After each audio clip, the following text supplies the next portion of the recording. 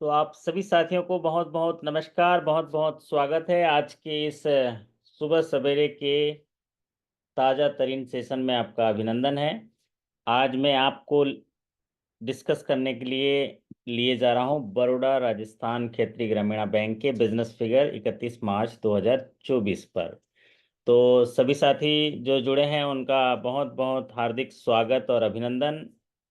और आशा करता हूं कि आपके माथे पर हमेशा रहे शीतलता का चंदन, क्योंकि जिस इंडस्ट्री में हम लोग काम कर रहे हैं वहाँ पर एक अद्भुत शक्ति है हमें जो है जागृत करनी होती है। वो होती है कूल रहना है, बहुत ही शीतल रहना है ना। और शीतल रहने के लिए हमें शीतलता का चंदन लगाना पड़ेगा, है ना सुधीर जी? सही है। प्रिया जी नमस्ते कर रहे हैं, बहुत सारे साथी नए जुड़े हैं।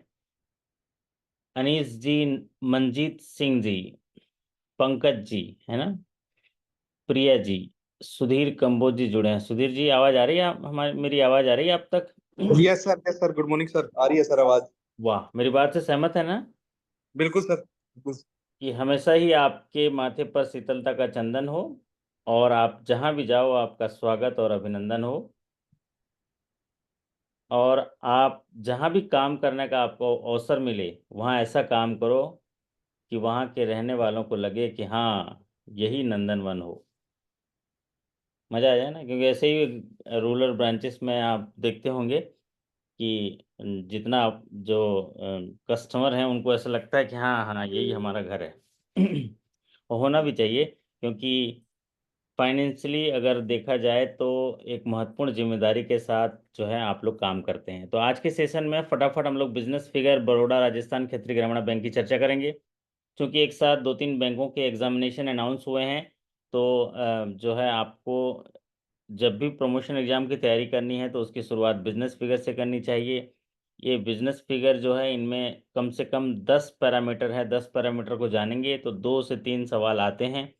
कई बार देखा गया है कि बिजनेस पैरामीटर से 5 सवाल भी आए हैं, लेकिन मान के चलिए एक सवाल तो आएगा ही आएगा बिजनेस फिगर से। तो आज चर्चा करेंगे बड़ौदा राजस्थान क्षेत्रीय ग्रामीण बैंक बिजनेस फिगर 31 मार्च 2024 का। तो इनका जो ऑडिटेड रिपोर्ट अभी आया है, एक एनुअल रिपोर्ट निकलता है जो बोर्ड से जो है अप्रूव होके प्रिंट होके आता है।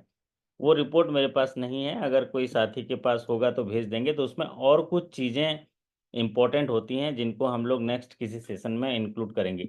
अभी मेरे पास standalone audited balance sheet है 31 मार्च 2024 बड़ौदा राजस्थान क्षेत्रीय ग्रामीण बैंक का। तो उस stand alone audited balance sheet के आधार पर क्या महत्वपूर्ण चीज़ें आ सकती हैं उसको मैं यहाँ इस सेशन में इंक्लूड किया हूँ। तो चलिए, स्वागत है बड़ौदा राजस्थान के, ये देखिए तारामंडल में ले जा रहा हूँ आपको।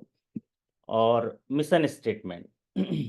बड़ौदा राजस्थान क्षेत्रीय ग्रामीण बैंक अपने एक विशेष मिशन स्टेटमेंट के साथ प्रतिबद्ध है काम करने के लिए। अपने कार्य क्षेत्र की अर्थव्यवस्था के उत्थान हेतु राजस्थान राज्य में महत्वपूर्ण वित्तीय उत्प्रेरक के रूप में ग्राहक केंद्रित, तकनीक संचालित एवं व्यवहारिक दृष्टिकोण के साथ नए युग का एक प्रमुख ग्रामीण बैंक बनने हेतु प्रतिबद्ध है, जिसका नाम है बड़ौदा राजस्थान क्षेत्रीय ग्रामीण बैंक। ये मिशन स्टेटमेंट है और मैं साथियों से अनुरोध करूंगा कि मिशन स्टेटमेंट को आप याद कर लीजिए, है ना राजेश जी? राजेश बरुपाल जी, आपकी आवाज़ आ सकती है? हाँ sir, good morning sir. Good morning Rajesh ji. Sir, आप, हाँ हाँ, बोलिए राजेश जी। हाँ जी sir, good morning sir. Good morning. अच्छा लग रहा है सेशन देख के? अच्छा लग रहा है सर। बहुत बढ़िया सर, बहुत ही बढ़िया सर। चलो, तो अभी आपका सेशन स्टार्ट हुआ, मतलब डेली एक सेशन बड़ौदा राजस्थान ग्रामीण बैंक का होगा। और हाँ जी। बढ़िया तरीके से आपको नॉलेज मिलेगा। छोटा छोटा चीज़ें जो जो इम्पोर्टेंट है उन्हीं पे भी फोकस करके हम पढ़ाएंगे। आपका ओके जो सर, ओके। मिशन स्टेटमेंट जो है, इसके बारे में मैं ये कहना चाहूँगा कि मिशन स्टेटमेंट को हूबहू शब्दशः याद हो जाना चाहिए राजेश जी, बराबर है? हाँ जी तो सर। हाँ जी। ये इंटरव्यू में पूछे जाएंगे या कहीं भी पूछे जाएंगे तो आप इसको शब्दशः याद होना चाहिए कि मैं बड़ौदा राजस्थान क्षेत्रीय ग्रामीण बैंक का एक अधिकारी कर्मचारी हूँ। और मैं प्रतिबद्ध हूं अपने कार्य क्षेत्र की अर्थव्यवस्था के उत्थान के लिए पूरे राजस्थान राज्य में एक महत्वपूर्ण वित्तीय उत्प्रेरक के रूप में ग्राहक केंद्रित, तकनीक संचालित एवं व्यवहारिक दृष्टिकोण के साथ नए युग का एक प्रमुख ग्रामीण बैंक बनने के लिए हमारा बैंक प्रतिबद्ध है। ये मिशन स्टेटमेंट है। एग्जामिनेशन का पॉइंट ऑफ व्यू से एग्जाम नहीं आएगा, बट इंटरव्यू में पूछा जाएगा। अबाउट BRKGB, बड़ौदा राजस्थान क्षेत्रीय ग्रामीण बैंक, जिसका sponsor bank bank of Baroda है, इसकी स्थापना की गई थी 1 जनवरी 2013 को। गजट नोटिफिकेशन गवर्नमेंट का आया था 1 जनवरी 2013 को। 3 महत्वपूर्ण ग्रामीण जो बैंक हैं उनको एमलगमेट करके बड़ौदा राजस्थान क्षेत्रीय ग्रामीण बैंक बनाया गया था।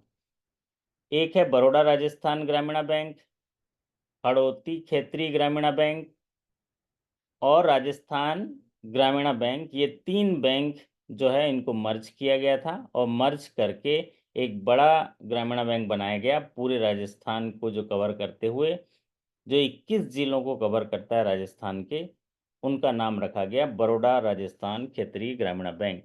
तो 1 जनवरी 2013 को ये एमलगमेशन हुआ था। तो पहले 3 बैंक थे।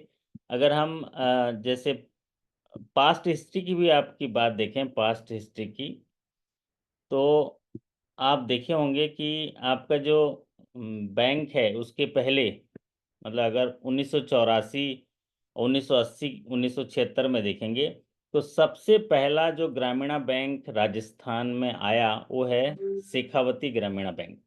शेखावती ग्रामीण बैंक 1976 में आया। फिर 1979 में मरुधर क्षेत्रीय ग्रामीण बैंक आया। फिर 1981 में 2 बैंक आए, अलवर भरतपुर अंचलिक ग्रामीण बैंक और अरुवली ग्रामीण बैंक आया। अब फिर उसके बाद 84 में 3 बैंक आए, डूंगरपुर बांसवाड़ा क्षेत्रीय ग्रामीण बैंक, बूंदी चित्तौड़गढ़ ग्रामीण बैंक, अजमेर भीलवाड़ा ग्रामीण बैंक। तो ऐसे करते करते 1 2 3 4 5 6 7 ग्रामीण बैंक हो गए। तो बैंक ऑफ बड़ौदा से स्पॉन्सर जितने ग्रामीण बैंक थे, 5 ग्रामीण बैंक, उनको मर्ज करके बड़ौदा राजस्थान ग्रामीण बैंक बना दिया गया। ठीक उसी तरह पंजाब नेशनल बैंक के साथ जो स्पॉन्सर बैंक थे 2, उनको मर्ज करके राजस्थान ग्रामीण बैंक बना दिया गया। और हड़ौती क्षेत्रीय ग्रामीण बैंक जो सेंट्रल बैंक के स्पॉन्सर किया था, ये बैंक रह गए। तो 3 बैंक बड़े रह गए। ये कब की बात? 2006 में मर्ज करने के बाद। तो 2006 से लेके 2013 तक ये 3 बड़े बैंक आपके राजस्थान में थे, जो Baroda Rajasthan Gramin bank sponsor by BOB, Rajasthan Gramin bank sponsor by PNB और Hadoti Kshetriya Gramin bank sponsor by central bank of India. तो 2013 में गवर्नमेंट ने इन तीनों को मर्ज कर दिया और मर्ज करके जो है एक बड़ा बैंक बना दिया, बड़ौदा राजस्थान क्षेत्रीय Gramin bank. So the Baroda Rajasthan Khetri Gramina Bank, sponsored by Bank of Baroda, was established by central government in exercise of the power conferred by subsection 1 of section 23A of Regional Rural Bank Act 1976 by issuing gazette notification on dated 1st January 2013 by amalgamating 3 regional rural bank, Baroda Rajasthan Gramin bank, Hadoti Kshetriya Gramin bank, Rajasthan Gramin bank, sponsor bank BOB, CBI and PNB respectively. इन तीनों को मर्ज करके बड़ौदा राजस्थान क्षेत्रीय Gramin bank बनाया गया। और राजेश जी, आपका head office कहाँ पर है? सर अजमेर है सर। अरे वाह! और अजमेर किस लिए फेमस है, विश्व प्रसिद्ध? सर एक तो ख्वाजा जी की वो है दरगाह वहां पे, दरगाह है। और और एक ब्रह्मा, पुष्कर का मेला होता है सर वहां पुष्कर पे। पुष्कर मेला। ओके, बहुत बढ़िया। The head office of the bank is in Ajmer, has 12 regional offices. The operational area of bank is in 21 districts in Rajasthan. तो 21 जिलों में राजस्थान के अपने व्यवसाय विस्तारित करते हुए बड़ौदा राजस्थान क्षेत्रीय ग्रामीण बैंक 12 रीजनल ऑफिस हैं और जिसका हेड ऑफिस संचालित है अजमेर में। तो इनमें से जैसे ये सबसे ज़्यादा पूछता है कि आपका बैंक कितने जिलों में सेवाएं विस्तारित करता है, तो 21 जिलों में।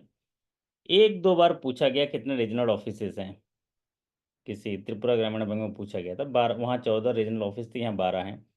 लेकिन ज़्यादातर में कितने जिलों में आपके सेवाएं विस्तारित करते हैं ये ज़्यादा पूछता है, तो 21 जिलों में आपकी सेवाएं विस्तारित होती हैं। The bank is having at 75 branches, ये भी पूछता है आपकी बैंक की कितनी शाखाएं अभी परिचालित हैं। तो 875 शाखाएं आपकी हैं, 5608 एक्टिव बैंक मित्र या बीसी पॉइंट कहते हैं, और टोटल बिजनेस है 53,296 करोड़। बिजनेस तो बहुत ही अच्छा है, 53,296 करोड़ का बिजनेस बड़ौदा राजस्थान क्षेत्रीय ग्रामीण बैंक, जिसका हेडक्वार्टर अजमेर में है।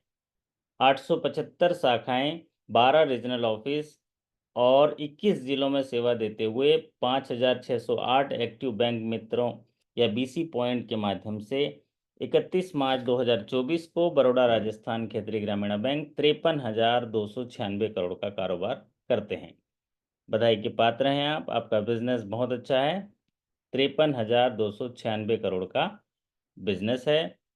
अब ये जो बिजनेस होता है डिपॉजिट और एडवांसेस को मिलाकर होता है बिजनेस। और आपका मिशन स्टेटमेंट, जैसे कि हमने अभी पहले हिंदी में बताया, to be a customer centric, technology driven, major rural bank of new era in the state of Rajasthan with committed approach to act as an important financial catalyst for the economic upliftment in the area of operation. जो जो हिंदी में कही वो English में यहाँ पर है। और विजन है संकल्प आकाश छूने का, तो ये विजन स्टेटमेंट है, आकाश छूने का, संकल्प आकाश छूने का, ये आपका विजन स्टेटमेंट है। ये हूबहू याद रखने लायक है। अब आते हैं चेयरमैन ऑफ द BRKGB। हाँ जी, ये कहाँ की तस्वीर है राजेश जी? ये सर तस्वीर ये तो हम्म, अजमेर की तो नहीं लग रही मेरे को। अजमेर की नहीं लग रही है? छुट्टी के दिन पता खोली नहीं। है ना, आप ही के शहर की है। ठीक है सर, देखें। Okay okay. तो चेयरमैन ऑफ BRKGB जो हैं श्री यादव एस ठाकुर साहब हैं। चेयरमैन से जुड़ के नाम के लिए मतलब ये पॉसिबिलिटी रहती है या एग्जामिनेशन में पूछा जाता है कि आपके बैंक के चेयरमैन कौन है। तो चेयरमैन कौन है राजेश जी आपके बैंक के चेयरमैन श्री साहब? यादव जी। हाँ बताइए। Shri Yadav S Thakur sir. S Thakur, जो बैंक ऑफ बड़ौदा से डेपुटेड होते हैं चेयरमैन आपके, क्योंकि स्पॉन्सर बैंक आपका बैंक ऑफ बड़ौदा है। इसके पूछे जाने की संभावनाएं होती हैं। वैसे तो आपके बोर्ड ऑफ डायरेक्टर में आपके 9 सदस्य हैं, जिसमें कि BOB के नॉमिनी डायरेक्टर होते हैं, गवर्नमेंट के नॉमिनी डायरेक्टर होते हैं, स्टेट गवर्नमेंट के होते हैं, सेंट्रल गवर्नमेंट के होते हैं, BOB के होते हैं, RBI के होते हैं, नाबार्ड के होते हैं। तो यहाँ पर चेयरमैन हम याद रखें क्योंकि इसके बारे में सवाल पूछते हैं। दूसरा है नॉमिनी डायरेक्टर ऑफ नाबार्ड, ये तस्वीर तो देखा हुआ लग रहा होगा, है ना राजेश जी? हाँ सर, वो ख्वाजा जी की है, हाँ जी नवाजुद्दीन जी, का। है ना। तो सबसे ज़्यादा जो पूछा जाता है सवाल वो है nominee director of NABARD for BRKGB, nominee director कौन है? तो नॉमिनी डायरेक्टर आपके श्री आशुतोष शरदाना जी हैं, नॉमिनी डायरेक्टर नाबार्ड, जो GM रैंक के होते हैं। तो nominee director of NABARD Shri Ashutosh Sharadana ji हैं, इनको याद रखना पड़ेगा आपको, क्योंकि सवाल इसके बारे में पूछे जाते हैं कि नॉमिनी डायरेक्टर जो पोस्टेड हैं आपके यहाँ नाबार्ड, जो है नॉमिनेटेड हैं, वो उनका नाम क्या है? श्री आशुतोष शरदाना। अब आते हैं नॉमिनी डायरेक्टर ऑफ RBI, और ये तस्वीर कहाँ की है राजेश जी? सर नहीं पता सर, मैं बेसिकली अजमेर से नहीं हूँ सर, मैं शुरू से हूँ। आपके हेड ऑफिस का ही होगा, है ना? हाँ। हाँ, ऊपर चलिए, लिखा है ऐसे ही, ठीक है सर। मैं राजस्थान पत्रिका देख लिया। Nominee director of RBI, nominee director of RBI Shri Rajesh Singh, nominee director reserve bank of India, याद रखनी पड़ेंगी। ये तीन चीज़ें जो मैंने बताई हैं इनको आपको याद रखना पड़ेगा। श्री यादव एस ठाकुर चेयरमैन हैं, श्री आशुतोष शरदाना जो है नॉमिनी डायरेक्टर नाबार्ड हैं, Shri Rajesh Singh nominee director reserve bank हैं। इनको याद रखिएगा, बाकी चीज़ों को नहीं पूछता है वो। बीओबी के डायरेक्टर्स नहीं पूछता है, चेयरमैन पूछता है। बाकी स्टेट गवर्नमेंट, सेंट्रल गवर्नमेंट के नहीं पूछते हैं। आरबीआई और नाबार्ड के पूछते हैं। वो इसलिए पूछते हैं क्योंकि इनका क्लोजली मॉनिटरिंग आपके बैंक पर होता है। तो Shri Rajesh Singh, nominee director, reserve bank of India. जैसे कि हम लोग पहले स्क्रीन में भी बात किए थे, टोटल बिजनेस आप BRKGB 53,296 करोड़ एज ऑन 31 मार्च 2024। अभी मैं स्टैंड अलोन ऑडिटेड जो बैलेंस शीट पे डिस्कस कर रहा हूँ। जब आपका एनुअल रिपोर्ट आएगा तो कुछ 3 4 5 चीज़ें और आएंगी जो आपको ध्यान रखना है। वो जब आएगा मैं आपको किसी दूसरे सेशन में पढ़ा दूंगा। टोटल डिपॉजिट ऑफ BRKGB, जब भी हम बैंकिंग रेगुलेशन एक्ट 1949 के अंडर सेक्शन 5B की चर्चा करते हैं, जहां पर बैंकिंग की डेफिनेशन बताई गई है कि ग्राहकों से जमा स्वीकार करना और उसी जमा को लोन के रूप में लोगों को देना या इन्वेस्टमेंट करना बैंकिंग की परिभाषा है। और इन दोनों को मिलाकर, टोटल डिपॉजिट और टोटल एडवांसेस को मिलाकर बिजनेस कहा जाता है। टोटल बिजनेस है आपका 53,296 करोड़ और टोटल डिपॉजिट है 28,940 करोड़। तो आप देखिए, अगर मान लीजिए इसको हम 53,000 करोड़ मान लें, तो उसमें जो है 29,000 करोड़ जो है आपका, 29,000 करोड़ जो है डिपॉजिट है। तो 24,000 करोड़ जो है आपका एडवांसेस होगा। तो इसको तो एकदम जबरदस्त टक्कर में राजेश जी हैं, जितना पैसा लिए उतना लोन बांट दे रहे हो। हाँ कौन सी सर। कौन सी चक्की का आटा खाते हो। मानना पड़ेगा, मतलब मैं अप्रिशिएट कर रहा हूँ कि ये आपका जो लोन जो सीधे है अच्छा ही होगा। तो केसीसी ज़्यादा करते हैं क्या उधर? राजस्थान में क्या चीज़ होता है? सर केसीसी है, सैलरी अकाउंट भी काफी है, तो अच्छा, चलिए। तो टोटल चलता रहता डिपॉजिट है आपका 28,940 करोड़। आप सोच देख लीजिए, अपने बैंक को जान लीजिए कि टोटल बिजनेस है 53,296 करोड़, जिसमें 28,940 करोड़ लोगों ने जमा किया है। और जो जमा किया उसी में से आपने 24,356 करोड़ आपने एडवांस दे दिया। वाह, कमाल है। तो आपका प्रॉफिट तो बहुत ज़्यादा होगा। मैं तो बोलता हूँ 500 600 करोड़ प्रॉफिट होगा ही होगा, क्योंकि आपका CD रेशियो ज़बरदस्त है। अगर CD रेशियो देखेंगे तो कितना हो रहा है ये, 24,000 डिवाइडेड बाई 29,000 करिए, 80% से ऊपर हो रहा है। वाह, कमाल है। मतलब 100 रुपया आपके पास जमा आया है ना सुरेंद्र भारती? देख रहे हो विनोद, कैसे बैंकिंग हो रहा है? हाँ सुरेंद्र भारती जी, देख रहे हैं? 100 रुपये जमा हुआ, 100 रुपये में से 80 रुपये लोन दे दिए, तो प्रॉफिट तो आएगा ही आएगा। क्योंकि उस 100 रुपये पे ब्याज दर सेविंग के आधार पर या फिर FD के आधार पर एवरेज कॉस्ट में दे रहे होंगे। और जो लोन दिए हैं वो कम से कम 6 पर 7% तो मिनिमम जो हुआ ही होगा, 7%। एवरेज भी देखेंगे तो उससे ज़्यादा ही होता होगा कुछ, पर दूसरे लोन भी देते होंगे। तो total business 53,296 crore, total deposit 28,940 crore, total advances 24,356 crore. अब बात करते हैं कंटिजेंट लायबिलिटी। अच्छा, इन सब में सबसे पॉपुलर सीरीज का सवाल पूछता है टोटल बिजनेस। तो टोटल बिजनेस याद हो गया आपको, 53,296 करोड़। और एक चीज पूछता है, टोटल डिपॉजिट पूछता है, तो 28,940। एडवांसेस बहुत कम पूछता है, क्योंकि एडवांसेस बढ़ाना आपके हाथ में है। डिपॉजिट कठिन होता है लोगों से, पब्लिक से लेना, इसलिए उसको सवाल पूछता है। और टोटल बिजनेस का सवाल ज़्यादा पूछता है। आजकल टोटल बिजनेस के जो सवाल पूछते हैं वो रेंज में भी पूछता है कि आपका बिजनेस फिगर कितना है, 53,000 से लेके 55,000 करोड़, ऐसे करके पूछेगा। तो कुछ भी पूछेगा आप देख लेंगे, क्योंकि आपको याद हो गया आपके बैंक का बिजनेस 53,296 करोड़ है, जिसमें 28,940 करोड़ डिपॉजिट है और 24,396 करोड़, 24,356 करोड़ जो है एडवांसेस है। कंटिजेंट लायबिलिटी, कंटिजेंट लायबिलिटी जानते हैं राजेश जी? कंटिजेंट लायबिलिटी क्या होता है?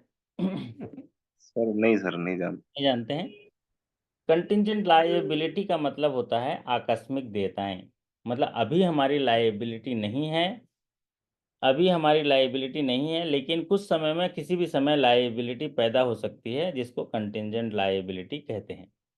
जैसे कि bank guarantee, letter of credit, या कोई सा हमने जो असाइनमेंट किया हुआ है या कहीं पर भी वादा किया हुआ है, तो बैंक गारंटी में हमने वचन पत्र देते हैं, गारंटी देते हैं कि मेरे ग्राहक के साथ सौदा कर लीजिए, अगर ग्राहक अपने दावों को नहीं निभाएगा तो फिर बैंक आइएगा, तो मैं तैयार हूँ, ऑन बिहाफ ऑफ कस्टमर मैं पे करूँगा।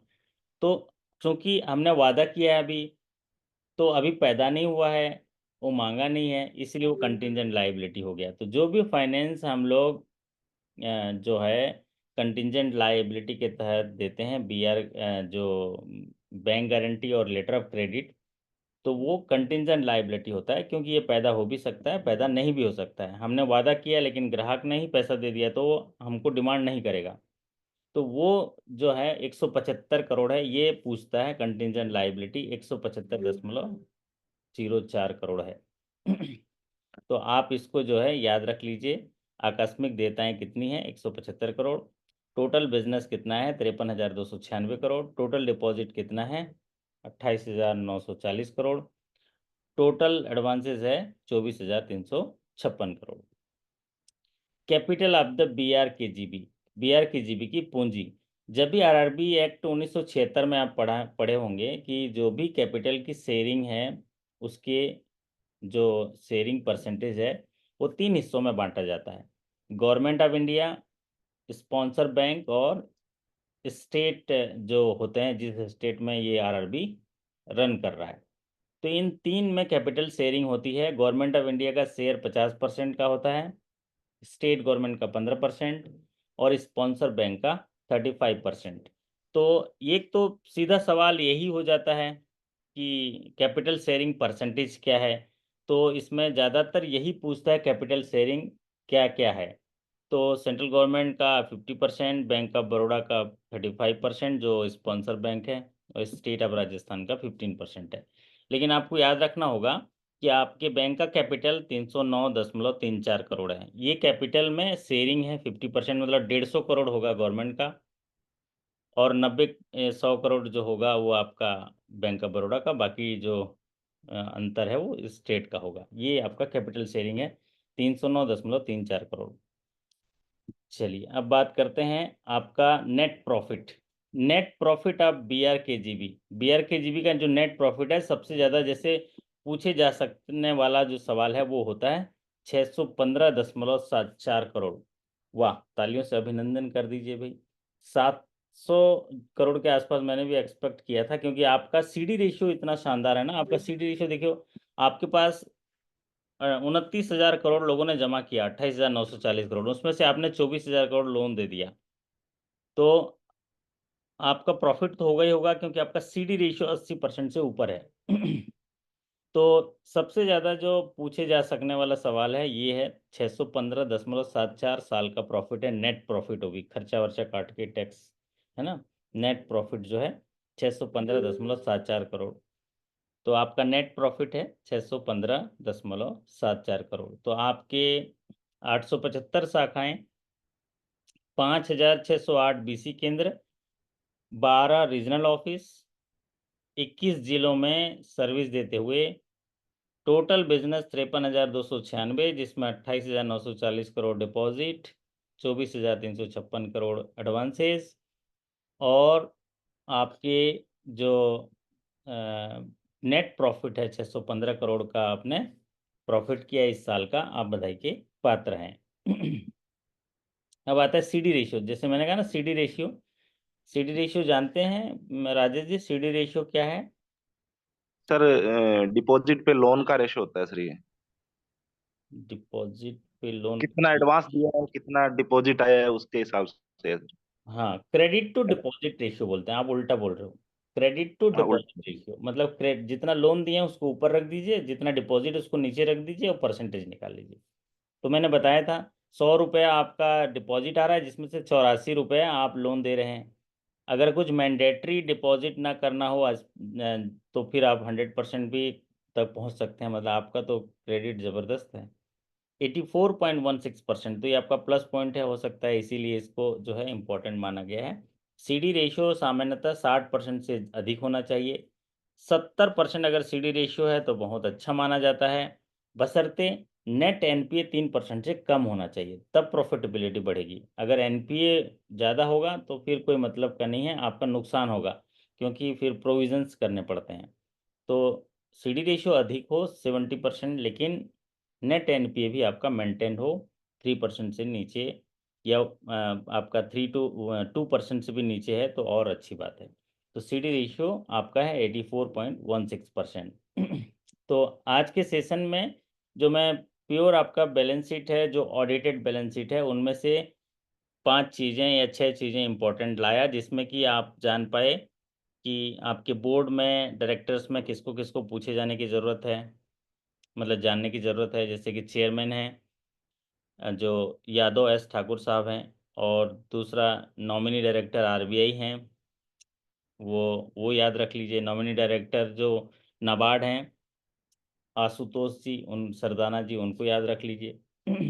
और फिर उसके बाद total business 53,296 crore, total deposit 28,940 crore, total advances 24,356 crore, CD ratio 84.16%, total profit 615.74 crore. ये आप याद रख लीजिए। इसके अलावा कुछ चीज़ें और जाननी होती है, जैसे मैंने कंटिंजेंट लायबिलिटी कहा है ना, 175 करोड़ है। फिर उसके बाद आपका कैपिटल की बात कहा 309 करोड़ है। और 5 चीज़ें जाननी होगी जो किसी दूसरे सेशन में कवर करूंगा, क्योंकि वो एनुअल रिपोर्ट आप मेरे पास अभी नहीं है। तो उसमें क्या जाननी है आपको, सीआरएआर कितना है। सीआरएआर कितना है राजेश जी? आपके बैंक का एक annual report printed colourful presentation आता है, वो है अभी? सर अभी सर आप होगा सर, वो प्रोवाइड भरना प्रोवाइड पड़ेगा करा मेरे देना, वो प्रोवाइड करा देना। 5 चीज़ें उनमें को। होती हैं। एक्चुअल में जो एनुअल रिपोर्ट पब्लिश होती है वो आईबीपीएस के पास जाता है, तो उसमें से सवाल आने के जो है संभावनाएं ज़्यादा होती हैं। तो 5 चीज़ें जो है और हम देखेंगे, उसमें होता है CRAR, capital to risk weighted asset ratio कितना है, क्योंकि वो अपना पिलर होता है, मैंडेटरी पिलर होता है, रेगुलेटरी कंप्लायंस होता है। फिर दूसरा देखेंगे प्रोविजन कवरेज रेशियो, कि अगर हम लोन दे रहे हैं तो हम कितना रिस्क मिटिगेशन के लिए काबिल हैं, हमारे पास कैपिटल कितना है, कि अगर हमारा 100 रुपये नुकसान हो रहा है तो हम कितना रुपया प्रोविज़न करके रखें कि वो पैसा एनपीए है तो डूब भी जाएगा तो हमें कोई बैंक को फ़र्क नहीं पड़ेगा। आपके स्ट्रॉन्ग बैलेंस शीट को डिपेंड करता है, उसको बोलते हैं प्रोविज़न कवरेज रेशियो। सामान्यतः प्रोविज़न कवरेज रेशियो 70% मिनिमम होना चाहिए। 70% से ऊपर अगर सीडी रेशियो है तो बहुत अच्छा माना जाता है। तो एक है CRAR, capital to risk weighted asset ratio. दूसरा है आपका सीडी, आपका है जो पीसीआर। तीसरा चीज़ जो हम लोग उसमें देखेंगे, जिसमें कि बिजनेस जो है आपका प्रियोरिटी सेक्टर अचीवमेंट वगैरह, जो कितना कितना हुआ है एक्चुअल अचीवमेंट। सामान्यतः 75% का टारगेट है, लेकिन आरआरबी जो है 90% तक अचीव करते हैं, तो उसको हम लोग देख लेंगे। और एक और चीज़ देखेंगे कि मार्च में लक्ष्य क्या रखा था और हमने अचीव क्या किया, तो achievement of the business percentage वो देखेंगे। और ग्रोथ परसेंटेज डिपॉजिट का देखेंगे कि डिपॉजिट में ग्रोथ कितना हुआ था। तो इतनी चीज़ें देखेंगे तो आपका बिजनेस फिगर पूरा हो जाएगा। तो आज एक छोटा सा सेशन था, इंट्रोडक्टरी सेशन भी था, और बिजनेस फिगर में इंपॉर्टेंट क्या चीज़ें आपको देखनी है उसके लिए एक सामान्य चर्चा थी। और अभी सारे पॉलिसीज़ पे पीपीटी बन रहे हैं आपके बड़ौदा राजस्थान क्षेत्रीय ग्रामीण बैंक के लिए।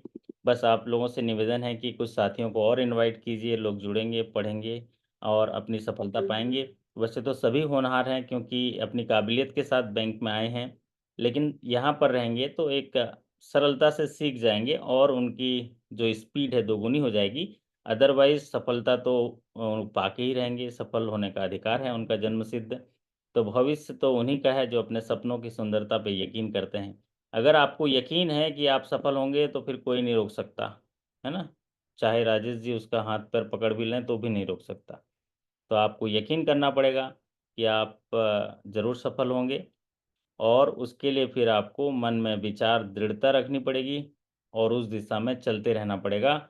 क्योंकि अगर मैं यूं ही चलता रहा तो एक दिन किनारा जरूर मिलेगा, अगर यूं ही अंधकार में लड़ता रहा तो एक दिन सवेरा जरूर मिलेगा। और जब ठान ही लिया वहां तक जाना तो वहां तक के जाने का रास्ता भी जरूर मिलेगा। तो अगर आपने ठान लिया है तो रास्ता मिलेगा, और रोज सेशन में हमसे वास्ता मिलेगा। ठीक है, आज के सेशन के बारे में अच्छा लगा राजेश जी? बहुत बढ़िया सर, बहुत ही बढ़िया। ठीक है, तो और भी साथियों को थोड़ा इनवाइट करिए जुड़ने के लिए आपके बैंक से, है ना।